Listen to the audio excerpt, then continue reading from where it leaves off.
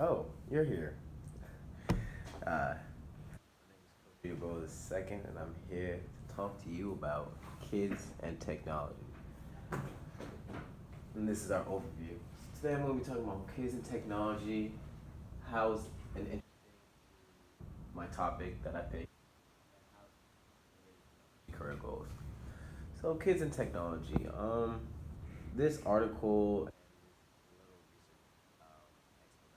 very interesting. I got to see and understand how children operate on a psychological level, on a mental level. I also got to see different aspects of technology.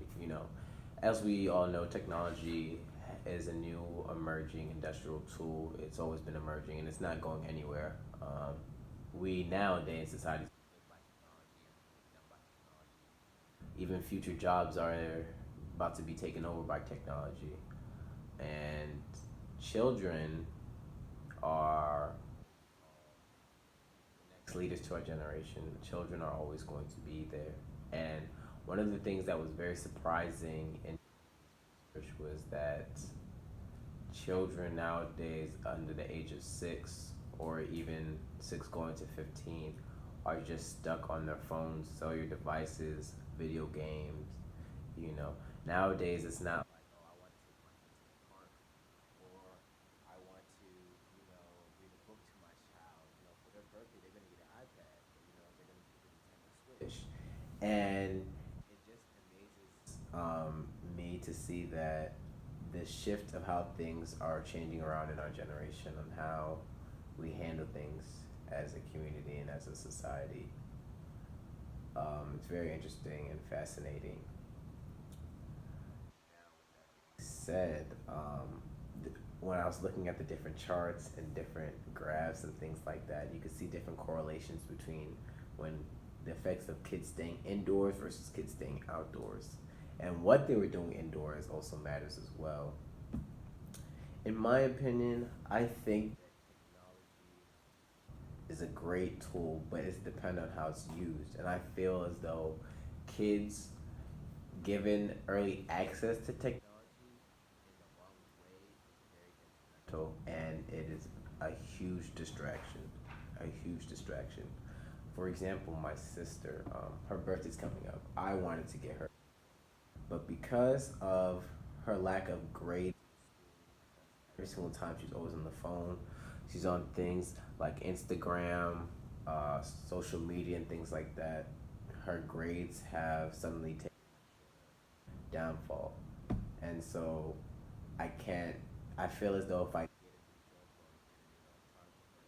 to amp up that degradation, if you understand what I'm saying. But another aspect of technology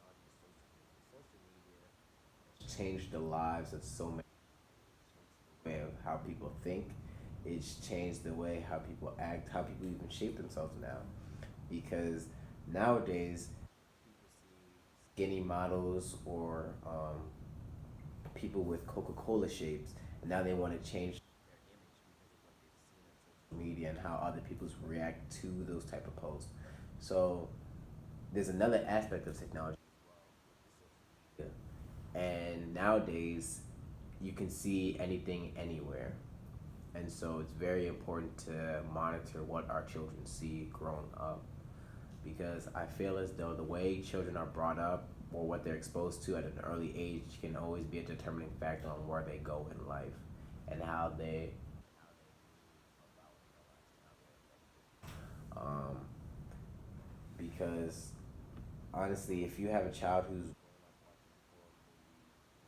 shooting games at a young age that can lead to a psychological or mental illness or attribute, and their behavior will always be something associated with horror movies or violence and shooting games and things like that. So I think it's very important that we watch, show like maybe a little bit time off the like um, as this topic relating to my future career goals. I would like to become a medical doctor after I graduate from State University, I hope to be accepted into medical school. And one of the things that in our new generation or emerging technology, like as I said before, is that technology is always going to be there. And as a medical doctor, we're going to be using technologies to understand the body better, anatomy of the body better as well. And so, kids, I would rather that to technology to expose kids to the anatomy of the body, to help them learn and what's going on with them. So when they come into the doctor's office with like a cold or an illness or maybe a nosebleed, they'll understand why. In there with their phones and whatnot, texting, games. Um, because nowadays people are in games, and the determining factor on how this rich people know, reading history, knowing what was there before and after you. Um, so I believe that if we can, in the medical field, the medical aspect, use technology in the right way to inform children or people, younger adults, of what's going on with their bodies, illnesses, and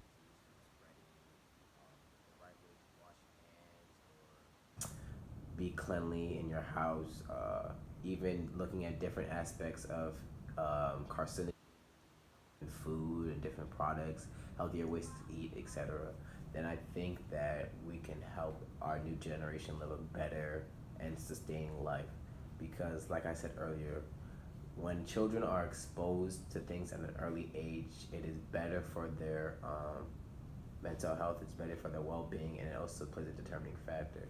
For an example, it is way easier for a younger child or younger someone who is 20, 30, only because when you're young, you pick up things naturally, especially when you hear it a lot or see it a lot. And so that's why you can see more children being more bilingual. That goes hand in hand with technology and other aspects of it well.